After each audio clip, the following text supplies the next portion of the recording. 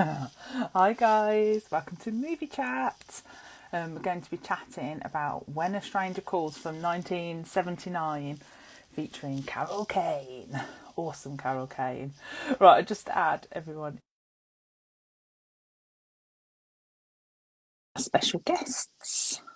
Right, hopefully I've added everyone in and I've added everyone in correctly.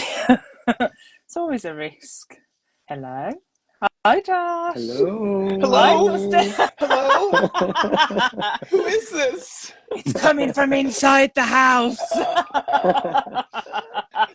No! Don't That's call it. Just back. hang up on them. Hang up on them, Dustin. Hi, Dan. You Hi, okay? guys. Hello, Hey. everybody. Oh, like on the bottom of my screen, I've got Josh and Dustin, and you're both wearing caps. Are we looking It's like you're the opposite twins. way? Yeah. That worked so well then. High five. Do high five. Ah! Yeah! It worked! Woohoo! Couldn't have planned that better myself. So thanks for joining us. So we're going to be chatting about When a Stranger Calls from 1979, which as I watched it, I realised I'd only ever seen the first 23 minutes. So the rest was quite a Ooh. shock because I thought I'd seen it all, but evidently not. Oh, wow. I know. So joining us this evening is Josh Winning, super duper author Woo! and super duper person and friend. Yay! And then we Hello. have our brilliant special guest, John, who is a Christopher Pike lover, and you've been on a couple of chats with us before, and Glad to be back. friend to me as well. And Emma can't make it this evening because it's her husband's birthday, and he's far more important than chatting, to be honest. So happy birthday, Chris! Happy birthday. Happy So the birthday. brilliant Dustin can I feel like I've got lipstick on my I have. The brilliant Dustin Can Read is joining us from Dustin Can Read podcast, book club, Yay. rewatch, recap. You can find Dustin everywhere. He likes to spread himself around. Oh. Okay. Oh. We'll let that slide. Go ahead. Oh, so thanks for joining us. So basically, When a Stranger Calls was written and directed by Fred Walton and co-written by Steve Veck. I should practice these names. I should learn by now. And starring Charles Durning, Carol Kane, and Tony Beckley in his final film role. The plot follows Jill Johnson, a young woman being terrorised by a psychopathic killer while babysitting. The killer then starts in 7 years later stalking another woman, and then he returns to torment Jill years later. And it's about the detective's pursuit trying to find him. And obviously the film derives from story from folk legend of the babysitter and the man upstairs, which I love stuff like that. Mm-hmm. And fun fact, which I thought when I was thinking of questions, that the phone number of the house where the character Jill Johnson, played by Carol Kane, is babysitting, so 555-2368, is the same house phone number in Jamie Lee Curtis's Forever Young from 1992 with Mel Gibson. Steven Spielberg used it in Close Encounters of the Third Kind, and it was also the phone number in Ghostbusters when Oh, Janine Get a answers cold hey. 555. I'm going to see it later Two, today. I'm three, going to six, see the eight. new one. Oh yeah, I can't wait to Yeah. see it. Looking forward to it. So I was a bit like, oh, I kind of like that. So There are fake what's phone numbers that are created for use in fiction and like in books as yeah. well. So like I Oh, Googled because I was trying to find like a fake mobile phone number that I could use in a book a couple of years ago. And there is a phone number that you can put in your book that is a fake number. oh So, wow. yeah. So what happens when you ring this fake number? Is Yeah, I it don't just know. dead? We need to I've test it. no idea. I know 555 is a fake area number. It's like that's just the one that they'll also say KL5, which spells 555. But yeah, they use that pretty much all the time in every movie. 554, Yeah. not a real wow. number. I've It's a joke. never noticed that. Have you seen Last Action Hero with Arnie? Yes, It's a yes, I know what you're it's Oh a talking about joke because in that that's how we yeah, have film. area codes. Yeah. Yeah. yeah. The kid's like, this is Oh. obviously a movie. There's only so many 555 numbers that you could actually have. Oh, so there was me thinking it was a super fun fact, and it's just like, yeah, whatever, Well, no, Shelley. that's just a common number that they used, and that's kind of neat, you know. Yeah. Yeah, it'd Yeah, be neat if it was a real number for I sure. know. Can you imagine? Ooh, not sure I'd be brave enough to call it just in case. But there will be spoilers ahead for When a Stranger Calls. And do join in the comments. I see Kev's put the original has a much different feel than the remake, so we'll touch upon that in a little bit, definitely. Okay. So when it was straight, was When a Stranger Calls a first time watch for you, or have you seen it before, Josh? I saw it. I think it originally came out on DVD in the UK around 2000, 2001. And I'm not sure that it had been available on other formats before that. So it was sort of like, you know, when everything started getting re-released on DVD back in the heyday of DVD, this was one of those films, and it was sort of like infamous for those first 20, 23 minutes. And so I watched it back then. I think I watched it a couple of times. I had the sequel on DVD as well. But this isn't really a slasher film. It's like half a slasher film and half like a hangdog 70s Yeah. detective noir. Hmm. Yeah.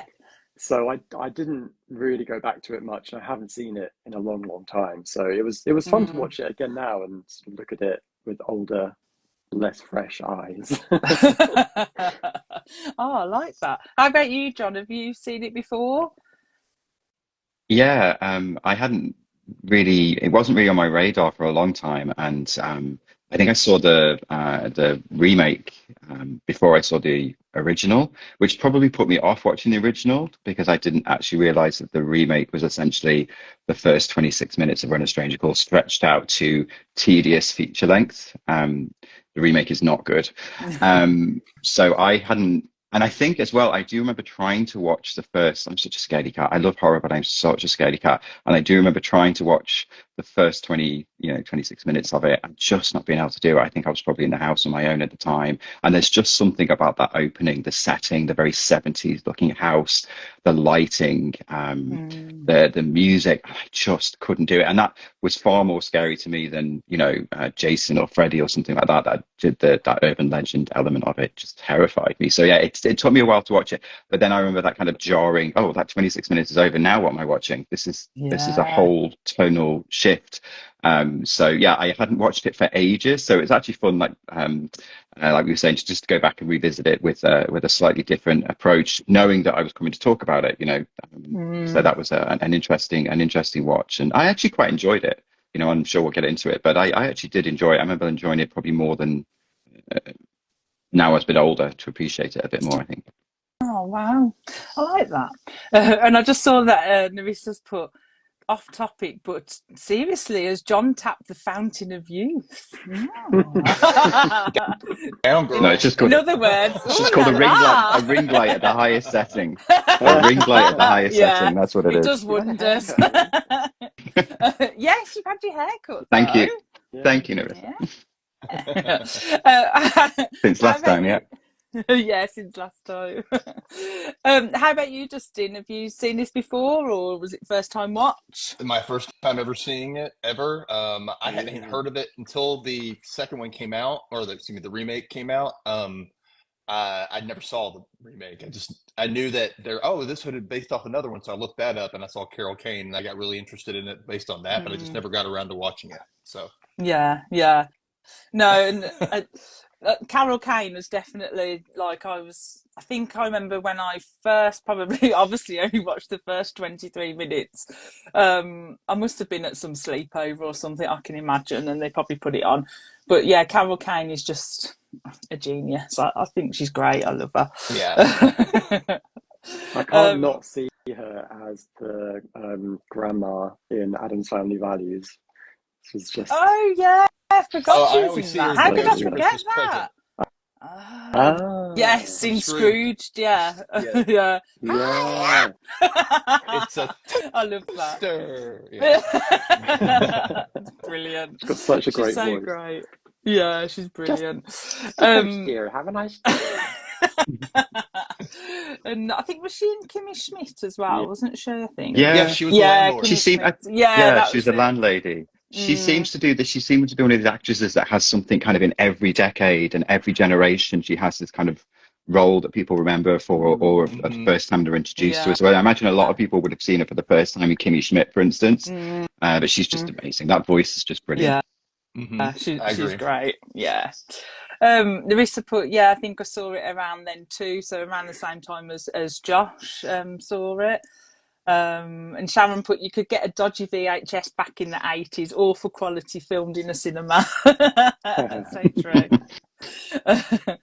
And Larissa's put, it is different from what you'd expect. The screenwriter of the remake said he hadn't actually realised the first 20 minutes wasn't the whole film when he started the remake script. Oh, interesting. Yes. Yes, and Larissa's also put, when a stranger calls is surprisingly good for a TV movie sequel. Very creepy. Oh, yeah, because there was a sequel that they did in the Mm. 90s.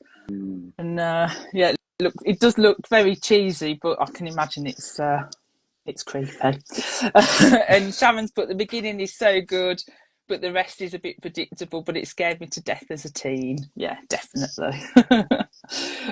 So the film has kind of developed like a large cult following in the years since, and mainly because of those first 23 minutes. And it's regarded as one of the most scariest openings in film history, apparently. I don't know about that myself, but it is scary. And in an interview with Carol Kane, she said when they watched the film in the theatre, people were screaming and talking to the screen during those first 23 minutes. So do you agree? Do you think that the first 23 minutes is, one of the scariest in history? And did it scare you, John?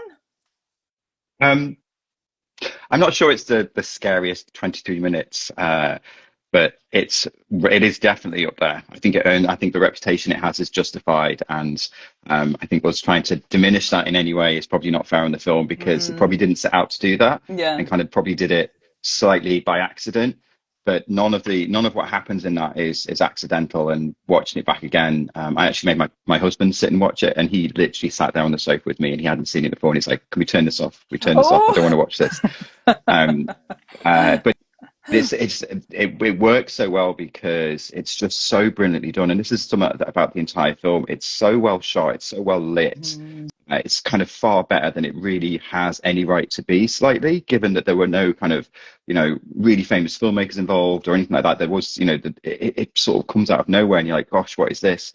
But it sets up that first 20 minutes so well that I think it almost does a disservice to the rest of the film because suddenly you almost want that tension throughout the whole film, and it does have moments of that after that as well. We all talk about the jump, the scary open 26 minutes, but the last few minutes of the film has also a really terrifying jump scare moment that is Hmm. as awful as anything else in the film, and that's kind of forgotten about slightly. But the first 20 minutes are still really unnerving. It's a mixture of the string music, particularly, is really scary. The lighting and the way it kind of lingers on little noises and bits in the house. The build up. It's such a slow paced film as well, and that really helps in the opening because it doesn't feel like it's kind of dragging it out. You're kind of there with her. You kind of feel terrified with her. That kind of the icebox noise and eventually the crescendo when it builds up to that the famous line, he's in the house, and it's almost like the music drowns it out. Then she's there, and then she does this amazing where she sort of blinks her eyes a little bit, where she just can't quite comprehend what he's saying,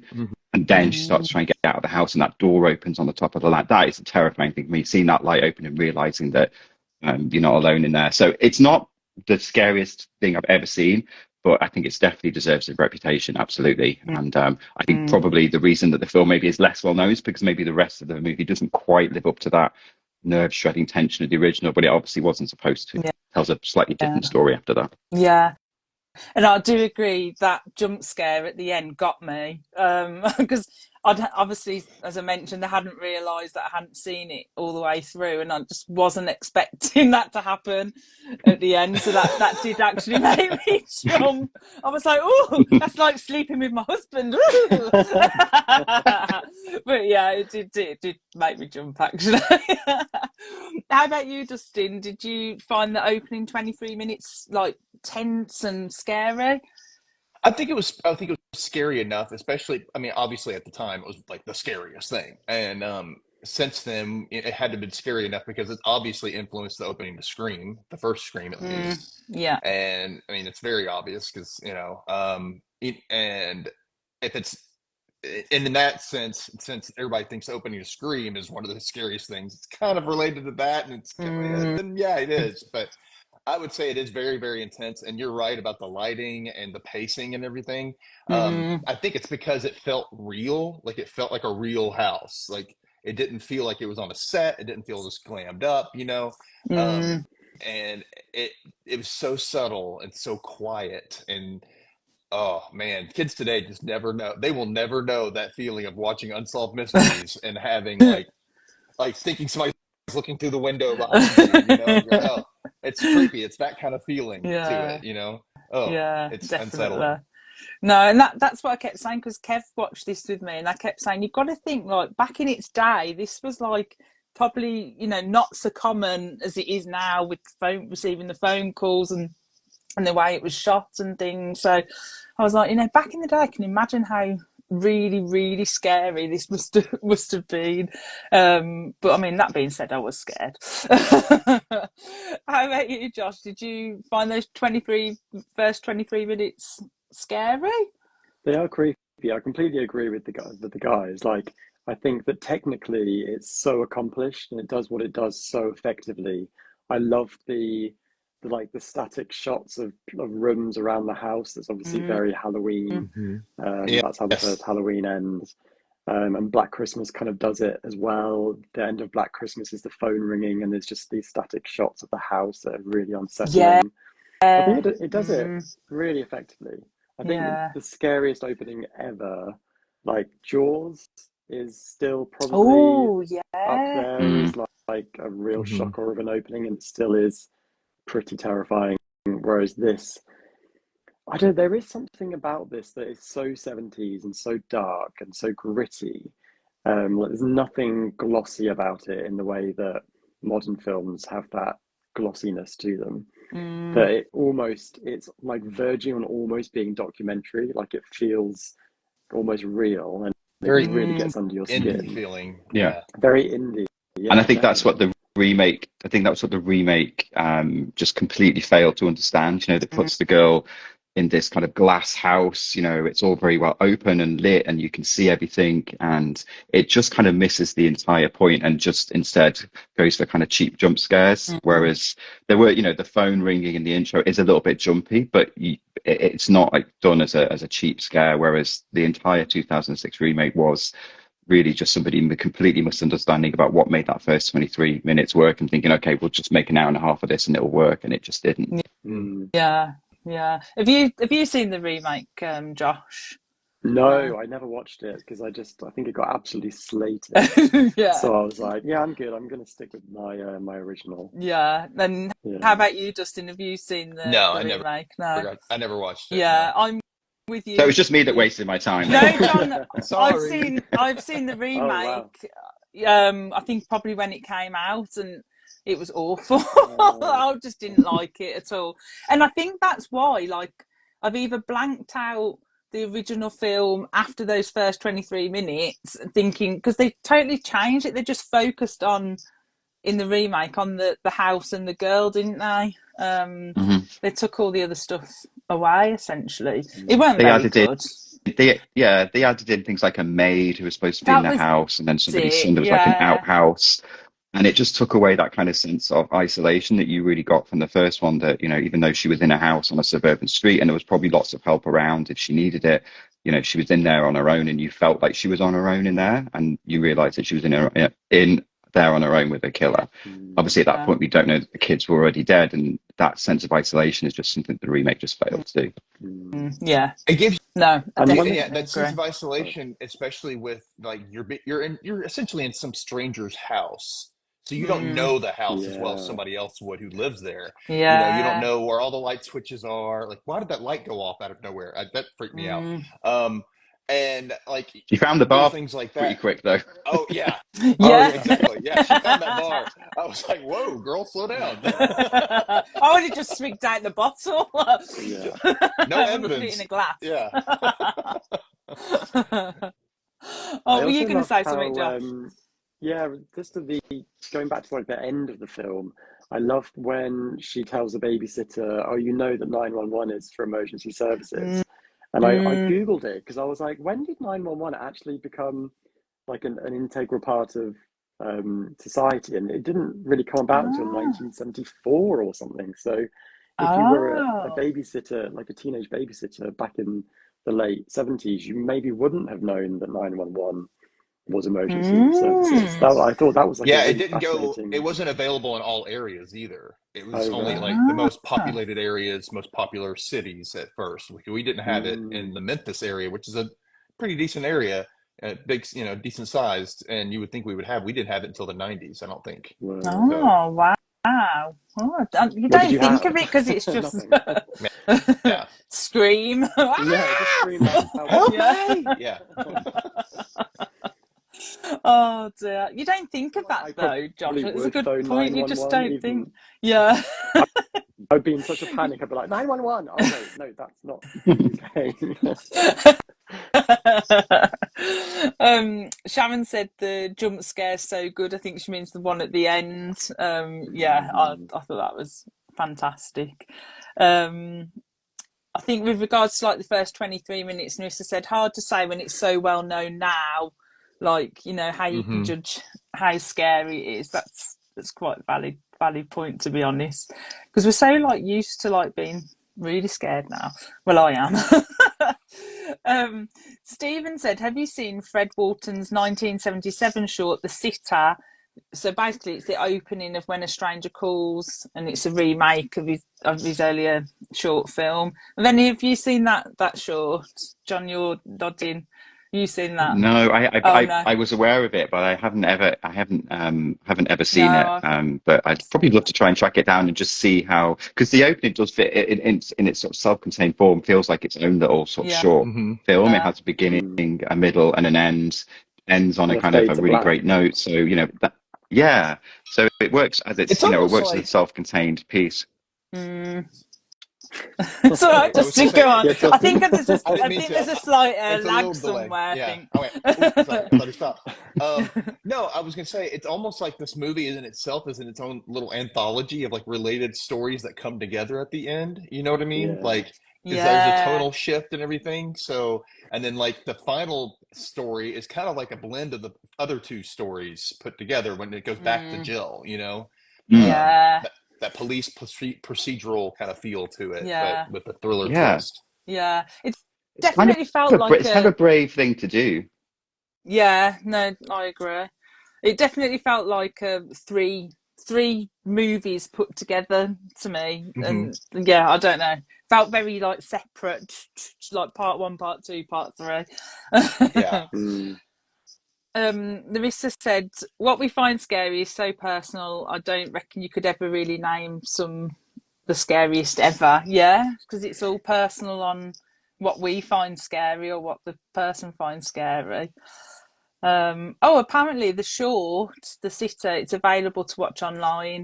It goes for about 22 minutes, Stephen said. So yeah, we'll definitely have to check that.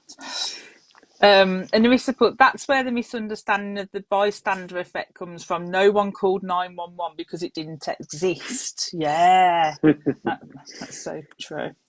And one thing I loved about the opening 23 minutes as well was the way that the director made the phone ring louder each time. So it starts quite normal and then it gets louder and louder than the previous one, so it kind of escalates, like as you're getting that tension, especially with those like screechy violin music, like that coupled with the phone ringing louder really does get to you.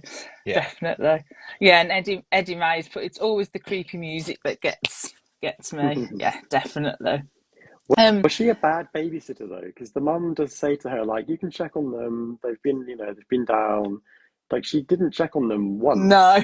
the entire time she was there. Like She, I felt even Bill after being like, asked to check on them by the yeah, killer, like, have you checked the Mm. children? And like, no. Like, yeah. good for her I'm not though. going out I there. mean, there was no point at that point, but still.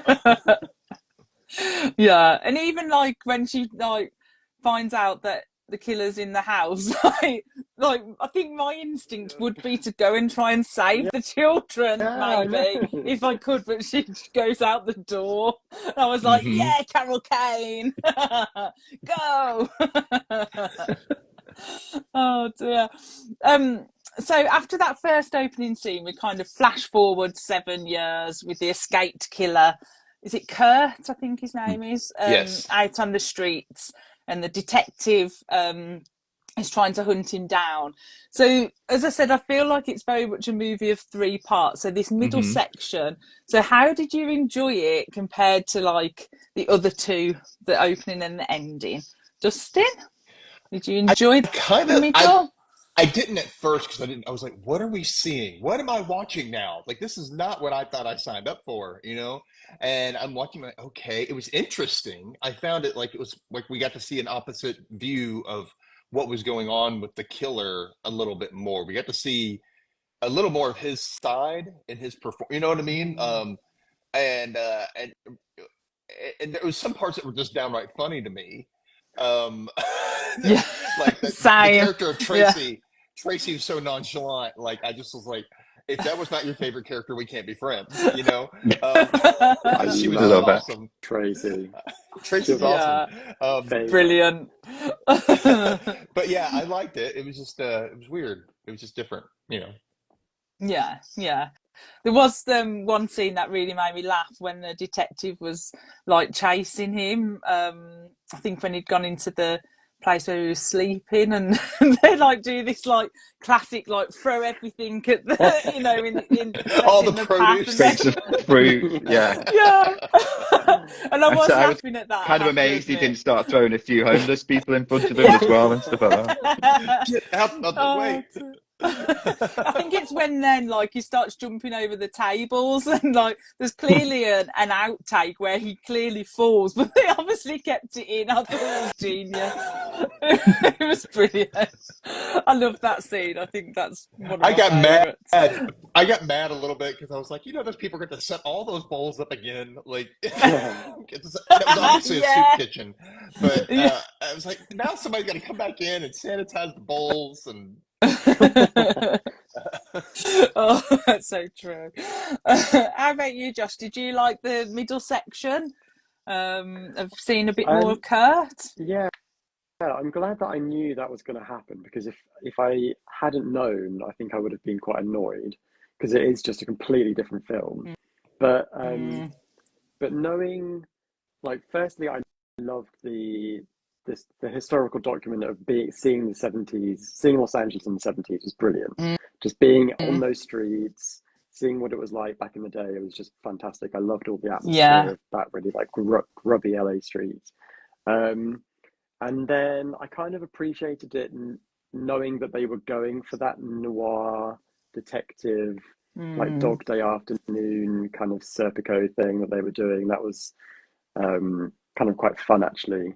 And then like it's a really bold decision to just decide to reveal your killer, like fully show his mm, face, show him interacting with people. Like that's having had him just as a voice on the phone, like a really creepy voice on the phone, to then suddenly be following him around for an hour mm, was bold because you're kind of there's the risk that you're gonna get rid of all the mystique and suddenly he's just a really boring guy who's not scary anymore. But it actually kind of did work by the end. You really felt like this guy is seriously messed up mm. and like relentless and like obviously like kind of a bit of a tragic figure as well. Like you're really conflicted about this this like really tragic human being that it's just done awful things.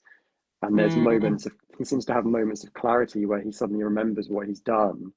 Um, it's really, really mm. interesting, I thought. Like, not really a slasher film, like I said. It's not really horror necessarily. It's maybe like a precursor to stuff like Silence of the Lambs and stuff. Oh, Um, Hmm. yeah, yeah, so yeah, definitely. I enjoyed Yeah, it. yeah. And how about you, John? Did you enjoy the middle section? Not when I first watched it, because again, I was so invested. I really liked the Carol Kane character, and suddenly she was gone, and Mm, she disappears for the next hour of the film and reappears in the third act, and that makes sense to me now. Um, but again, in retrospect, when I'm a bit older to appreciate it, I just think it looks so good. It's just so Mm. beautifully lit. And those scenes of Tracy, why does she go to a bar that's so far away, though? It's essentially, there must be a bar on every corner. She seems to go across yeah. halfway across the city to go to a bar that's not even that nice. There's not any, there doesn't seem to, why is what's the appeal? It's got two little old people there sharing one bottle of beer and a really aggressive man playing pool. And she clearly I doesn't don't want to really talk see to that. people. So Yeah, yeah. she doesn't want to just sit. You could do that. I don't. I know that she just. But that pace of it was really good. That following her up the stairs into a building. There's a great scene where she's putting her coat away and she opens the door and you're kind of expecting that kind of tired cliche trope where she closes the door and he's right behind her, but then they bring out he is in there, slightly later on, Mm, just around the corner. So they kind of set up some of those interesting tropes that will become quite common and a little bit overdone later on. But just the pace of it and the lighting is so good, and they just seem to linger on things and just take their time. Whereas I think if that was made now, it would be big quick cuts. They wouldn't have whole shots of her just going upstairs to her apartment in the lift, which doesn't add anything apart from a lot of atmosphere, and you get to follow her around. But I agree with Josh as well in that it sets up that interesting idea that you're supposed to maybe feel a bit sorry for him. You're supposed to kind of start to go, oh, he's been beaten up by this fella in this bar. He was just trying to make friends with the woman, regardless of what his intentions might have been. And I think they were generally not. He was going to murder her. mm. And then right towards the end of the second act, which sets up his kind of revenge against Carol Kane's character, you suddenly are reminded, and not just reminded, you are shown quite graphically what he'd done to those kids, because at that point you've maybe Yeah. slightly forgotten. Then you Mm, kind of go back and so I think it was both him having a moment of clarity and the filmmaker both going, hang on, I've made you feel a bit sorry for this poor guy, but remember what he did, which is mm. kind of where you're supposed to kind of side with the detective a lot. Instead, he decides he's not going to bring him in. He's actually going to go and kill him. And he goes to his old Mm. boss and says, this is what I'm going to do. And you're supposed to kind of it's really interesting in how it sets it up, and then Mm, obviously takes us to the last half hour. So I thought it was really interesting. It's such a different shift, and I imagine it probably loses a lot of people who were hoping to get, a little bit more of a continuation of that kind of same dark, sort of scary atmosphere, and it doesn't have that as much. It shifts back into that a little bit at the end of the movie. So I appreciate it. I think it was a really interesting choice, and I think it probably lost a lot of people, and that's perhaps maybe why it doesn't have the same appeal or the same sort of status as similar films, which I think it does, things a lot better than, other films that have got maybe a bit more of a cult status. But mm.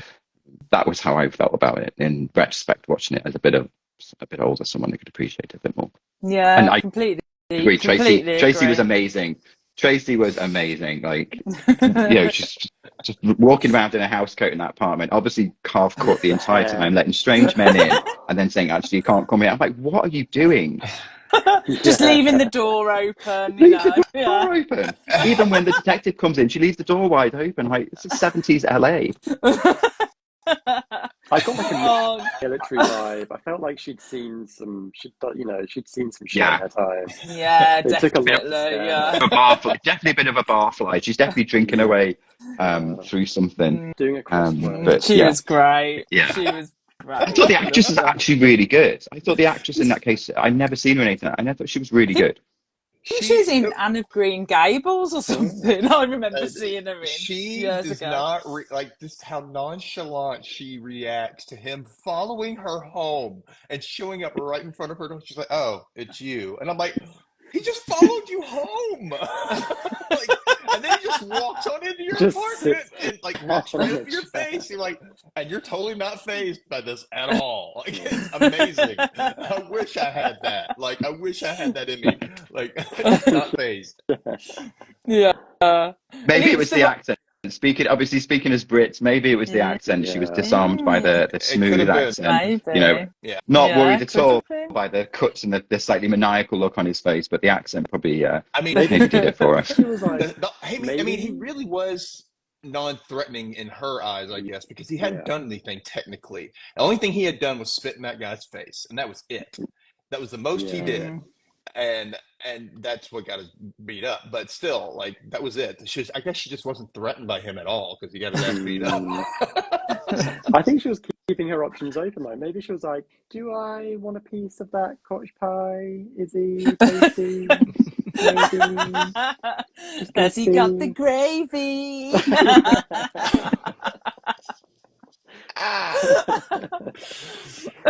But do you know what else I really loved about her as well was like when she goes, my boyfriend's coming over, like as like, you know, protective kind of thing. Like, and then like if you think of Scream, He like, and the plays opening in the football. van, she's like, he's Kicking big Yeah. shit and he plays out football, of and you. it's like she's just like, yeah, my boyfriend's coming over, Yeah. and I loved it. I thought she was great. Why did she Will say she smile had. when she looked in the mirror? Why? What So, now? She say she again, smiles Josh. at herself in the mirror, just Oh before yeah, he pops out and grabs her. She sort of like just has a she's little like, smile in I the hey. think mirror. it's the Yeah. detective. Like she's kind of flirting with the detective a little bit, you know. Okay. Yeah. She was after a But I will piece say of the she has an detective. awesome apartment. Like that whole, she had the roof that you could go out. Yeah. Like you just had this whole patio roof. I mean, she had a great place. Yeah. I really kind of wish I had her Yeah. place. It was nice. Yeah. And That one tiny thing I little chain log. Sorry. no, sorry, I Yeah. think there's a lag somewhere. I think it might be my end, so I do Probably mine. apologise. No, go on, Josh, you go. I just loved her little chain lock that was just completely useless. You know, like when we watched Single White Female, that guy had like an entire rod system set up to like keep his door shut, and she has this little Security. chain. Like, didn't even use it half the time. Oh, I Fucking love Masters of the that. But I was just Universe. yes, Sorry. I was Yeah. just gonna say some of the shots. I loved the shot from when the first time you see her walk from the bar and you see her walking home, and then the second time you see it from completely different angles. Like so, I think you see like when she's walking up the stairs, you see it from afar, and then the second time you see her actually walking up the stairs. I just thought the shots were great there. Yeah, I agree. Yeah. That shot of and her walking across the tunnel with that tunnel in the yeah, background, just beautiful. that's it. Yeah, I thought it was brilliant. And then And then we also as well, like spend so long with her that we don't see her again after that. yeah, sad. There's no Why conclusion didn't Tracy. to her story at all. Justice for Like, Tracy. yeah, just gone. She needs her own like sequel. Tracy kicks ass or something like that. Tracy's When a bar. She stranger buys calls the bar. Tracy. Yeah. Yeah, when it's strange. Sharon put it was like the second filler book in a trilogy. Yeah, that's a nice way to look at it. Eddie May put, how about his smooth moves at the bar trying to pick up the women? I think I would have been like Tracey. She's like, no. Yeah. I love that. The Vista put, I reckon if you only know the most famous bit, it probably is quite of what is happening experience. Yeah. Yeah, I was a little bit like, oh. And then I even questioned, like, they did such a good job of making you feel a bit of sympathy for him that I was like, maybe he doesn't end up being the killer. Like, do you know what I mean? Like, I questioned my own memory. My in my memory's head, not great. I was like, what if because they were saying, oh, they're sick and, don't wake them. Yeah, she did say that about the kids. The dad. And I was thinking, and I was like, maybe the dad killed them. Yes. And then this guy, and then like this lunatic got in there and just like smeared the blood around him. And that's about it. That's all he really did. But, yeah. maybe he really wasn't a threat. That's what I thought. But. Yeah.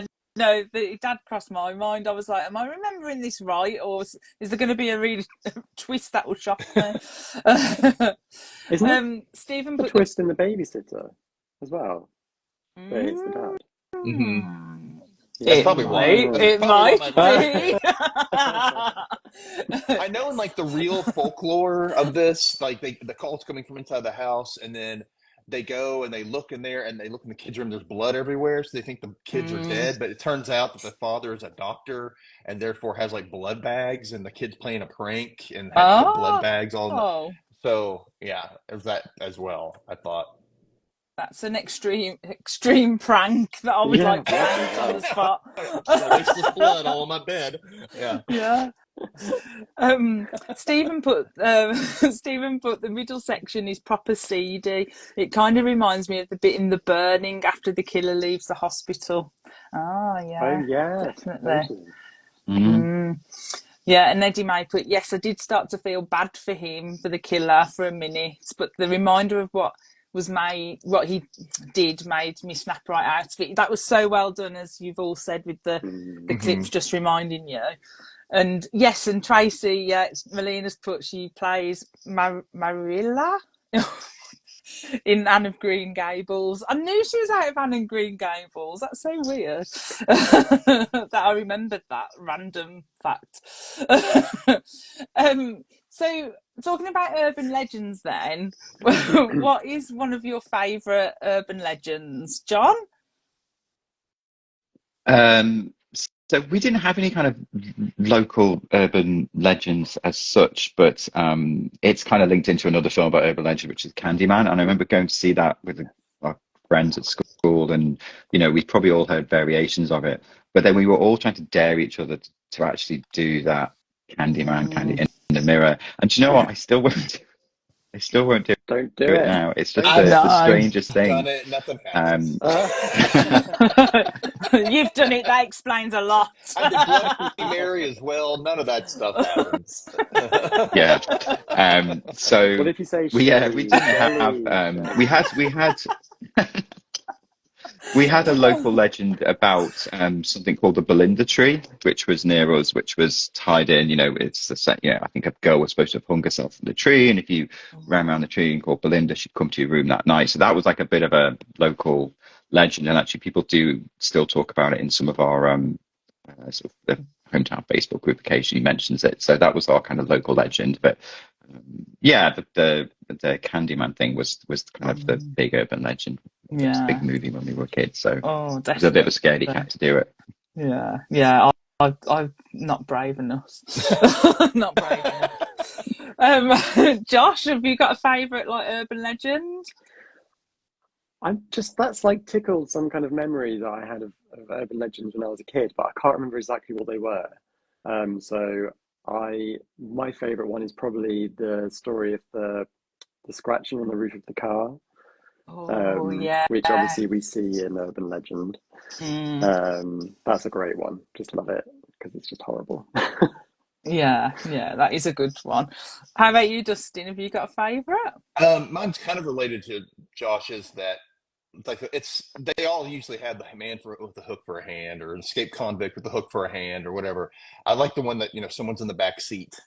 That one's always freaked Yes. me out. 'Cause, I mean, I don't know who Mm. you are. If you get into a car at night, you're like, you better be looking in that back seat, or even in Yeah. the boot or the trunk, whatever you want to call it. Oh dear, I And that was think done so mine. well in Urban Legend as well. That was done Oh so well in yeah, Urban Legend, the movie. yeah, really good, really, really good. Turning I think. around. I think mine might be the same as Larissa's, where humans can lick too, Yes. lick hands too. There's a movie, and it's called Campfire Tales, and it came Yes, I out think in the you Oh late told me about 90s. yeah. Yes, this. and that story is in that. And he Mm. kills the dog, and then he hides under the bed, and it looks like the dog's under the bed because he moves the dog's paws. It looks like the dog's under the bed, and she sticks her hand down. He just starts licking her hand, and she sees in the mirror that's a guy licking her hand, and she's like, Ugh. Oh, yeah, Creepy. that's definitely the one that we all scared ourselves with as kids. Like, at sleepovers and things like that. And Mm. because I think when we did the urban legend chat, we were talking about different urban legends. When I accidentally said I flashed people. Oh yeah, Yeah. Uh, yes, but well, I think we was talking about the flashing of the lights, weren't we? Like when you turn yeah. the lights off, and I was like, I'm Yeah. always flashing people. I'm like, That's a no. completely different urban legend, Shelley. Completely different urban legend. That's a very unique urban Woo! legend. Yeah. Look at Woo! me. It's give people nightmares for years. Sharon's put it was Bloody Mary when I was a kid. Same thing, different person about the Candyman. Yeah, and Narissa's put it's why I always have stuff under my bed to do with the like licking hand urban legend. Yeah, we haven't put anything under our bed at the new house actually. Oh, I've not thought about that. I'm not going to sleep tonight now. So apparently Tony Beckley, who played the killer, was terminally ill throughout the production, and because of this, he kind of didn't fit the description of the killer that the director wanted, but they just refused to recast him because they were good friends. And Beckley sadly passed away just after the principal photography was shot. So do Oh you wow. think, yeah, it's so tragic. And Yeah. I always think that scene when he's standing in the mirror in that second section and he's kind of like breathing in and out and kind of like in He's torment. probably like thinking about Yeah, dying. it's Yeah. really, because it's quite a powerful scene. Yeah. But do you think it was right not to recast him and to kind of give him that, opportunity at the end as well, to have that role? Do you think he did a good job at portraying the killer memorable? What do you think, Dustin? Oh yeah, definitely. Because like I said, he comes off of this vulnerable person and you kind of feel sorry for him. And I think that was a smart move because then he ends up at that place at the homeless shelter and he's in the Mm, bathroom and he's looking at himself in the mirror and he starts kind of all that stuff he's been suppressing, I think, because he's been trying to because of all the therapy and all the shock therapy and all the drugs and all mm, that and it's not going away and it's like coming to the forefront more and more the longer he hasn't had medicine or had therapy and now he's starting to remember all the blood and how much he likes the blood and he's starting to get a little more manic and nutty. So I mm, think that actually worked in his favor as far as his performance goes, probably. mm, Like we said, like if he was feeling that and using that in that scene, I mean, I felt it. I mm. felt bad for him, even though what he Yeah, did was wrong. I felt bad because he doesn't. I feel bad that he doesn't he not understand. Obviously, he understands it's wrong, but he can't control it. He just can't. It's like it's something that's mm, not going away, and I feel yeah, bad for him in that regard. yeah, yeah, definitely. Yeah. How about you, Josh? Do you think he did played a good villain? He was great. Yeah, he took Mm, you on such a journey. Like when he first shows up in that bar, and you're sort of like, "Who is this schlub? Who's this guy?" And he just takes you on such a journey over the course of the film to the point where you mm, do sort of feel sorry for him, but then you are also absolutely terrified of him. And then when he yeah, shows up in the bed at the end, it's just sort of like, yeah, it's horrific. So yeah, he yeah, was yeah, fantastic, brilliant. yeah, yeah. And how about you, John? Do you think he did a good job? Played the role like mwah? Yeah, and I think his, I'm biased, obviously, I think Brits are great, but I think his Brit accent actually really added something to it, especially in the initial Mm, phone call scenes. It kind of disarms you a little bit because suddenly you're going, that's not an American guy, that's it, but where's that accent from? And or it sort of instantly creates this kind of otherworldly element to it. And the detective Mhm. constantly refers to him as a foreigner. So there's that kind of element there where yeah, he's othered from everybody else, the feeling that perhaps if he wasn't English, then he wouldn't be as scary or whatever. But there's also that the fact that the actor himself probably was aware of his own sort of mortality and how long perhaps he had. I think he died about 6 months after the movie was finished. mm, So he never got to enjoy or see the sort of status it achieved. So there was perhaps a little bit there of him bringing that element to the character, because I got the impression in the way the character was written, there was that he kind of knew that his story would have an ending. I don't think he believed he would go on and on and on, you know, killing kids in houses where people were babysitting, and I think he realised that he had a sort of finite point to his story, and he was working his way towards that. So probably a little bit of that came into it as well for the actor. You know, he was able to kind of bring that idea of somebody who was aware that their end was coming, I suppose. And now I don't know if the actor himself at the time was aware how long that he had, but he obviously knew that he was going to be, you know, quite ill and was ill during the filming. But perhaps that was an element he could bring to it, bring to the character, which I think really helped. And then, as you said, as Josh was saying there, that bit at the end, and he does look, actually, I don't know how much makeup they put on him, but he, you know, when he pops up, he looks deathly ill in that, but kind of quite scary as well. And it's and how much of that was the actor's own condition, how much of that came down to the makeup and the lighting, I'm not entirely sure, but it certainly obviously added something, I think, to his performance, definitely.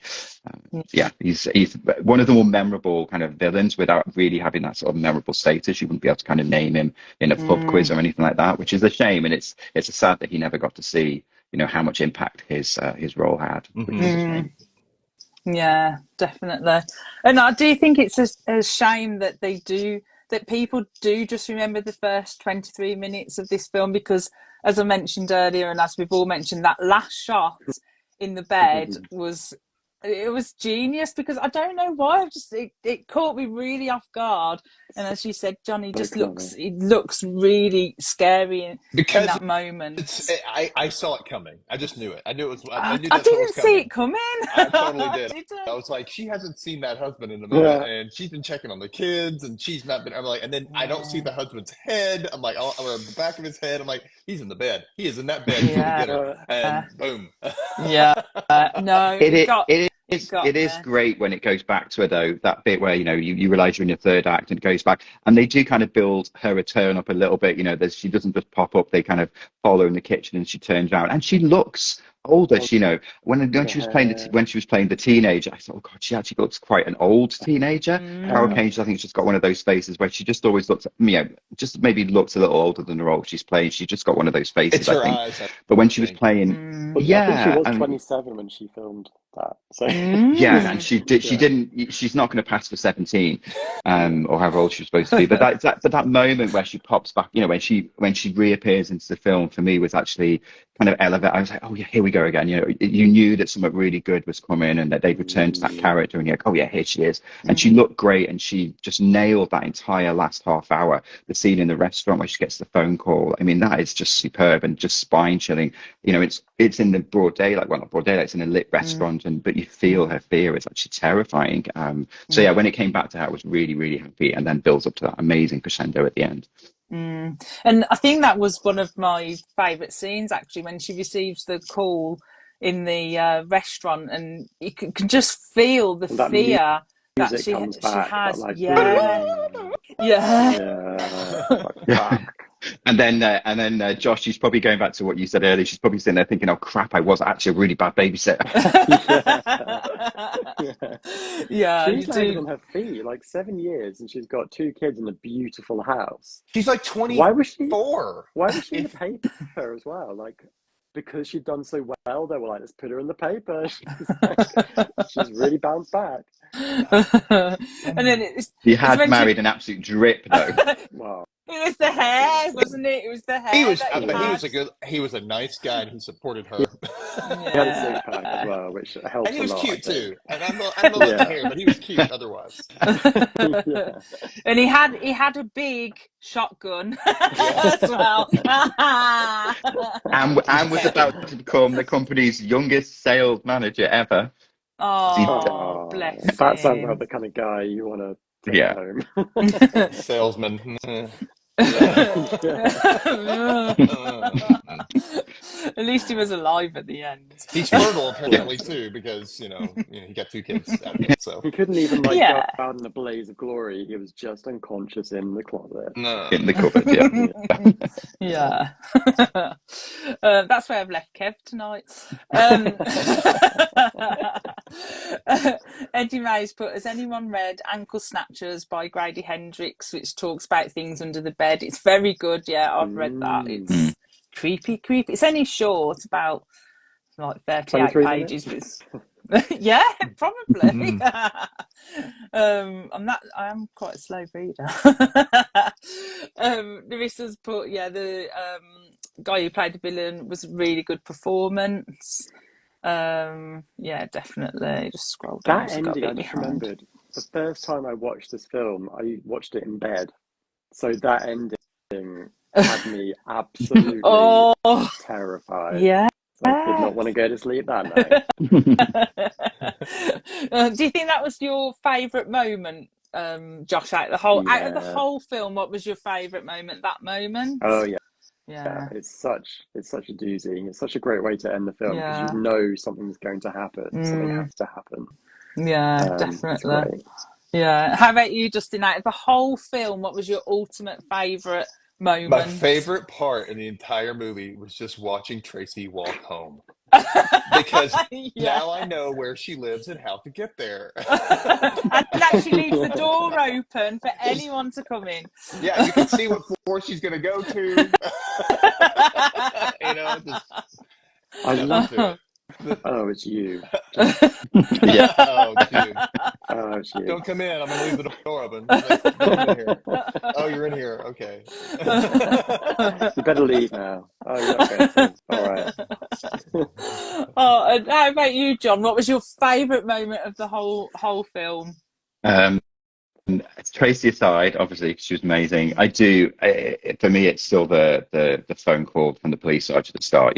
The calls in house because it's just it's such an iconic moment, and it's iconic for a reason. But it's the way it kind of zooms straight in on her face, and like I said, she does that eye blink, that sort of disbelief, and the music's all crescendo, and it just every time I watch it, it just sends a chill down my spine. Yeah, just like that. Yeah. But my other favorite, and it's a favorite, it's not a favorite, but it's just a moment of disbelief, which I saw, which again, when I watch it, it's right after the first 22 minutes ended. And they bring the bodies of the kids in body Oh, bags down Oh the my stairs while the God. mum is sat like Thrown five over feet his away, shoulder. sobbing into a hanky. And they're just like, don't mind us, it's just your mutilated kids, but just bringing the past you. And I was like, yeah. Like a what? stack of potatoes. Yeah. Yeah. I think one of them's got one of them over his shoulder or something like Yeah. that. It's just the weirdest thing. While My the mum's hope. sobbing there, My I thought that hope. was brilliant. Oh, Trauma. no, I agree. I totally agree. I forgot about that, John. And I remember when I saw that, and I was like, whoa! Like even back then, they didn't even like use. Oh, it was just horrific. They didn't even wait until the mum was at the house. I mean, why would No. she be sat in the living room sobbing over a cup of tea anyway? Where the kid, they'd have taken her somewhere, surely. Yeah, Yeah, that was a bit yeah, straight. That was brilliant. yeah, That was hilarious. yeah. Oh, dear. Oh, it's give me the shivers. Give me the shivers. So overall, would you recommend that people watch When a Stranger Calls, or would you say, yeah, pass? Josh? Yeah, I would. Yeah. Watch it. Dustin? Yes. Yeah. Thumbs up. Yes. 3 thumbs And up. John? Absolutely watch it. Just go in knowing that what type of film it is. Yeah, Yeah, no, definitely. totally. Give it a chance. Give it a chance past the first 26 minutes. You'll be rewarded. Yes. Oh, I like that. Yeah. Oh, well, thanks, guys. Thanks for chatting with me about it Thanks, and Ellie. watching it. And thanks for everyone who joined in the comments. And we're just going to love Tracey forever. And it's, a shame that she didn't Team get her own Tracy. spin off. Yeah, Team Tracey. Whoop, whoop. But do check out John's brilliant page, his fantastic friend. Dustin's brilliant podcast, also a fantastic friend. And also do check out Josh's books, Woo! Burn Negative, Shadow Class, and upcoming Heads Will Roll. Ooh, look at Can't it! wait. Oh, can't wait, Josh. I don't know why I'm doing that. Gimme. Yeah. but yeah, can't wait. When's that out again, Josh? Uh, The time's going uh, quick. 31st of July in America, 8th of August in the UK. Yay! We can't wait. We're excited. Why did America get it first? I I'm going to know. delete Dustin out of this chat because of that. No, yeah, we can't wait. We cannot wait. But thanks, guys. Thank And I will you. speak to you soon. Thanks, everyone. Bye, everybody. Bye. Take care, everyone. Bye. Bye. Bye. Don't answer the phone.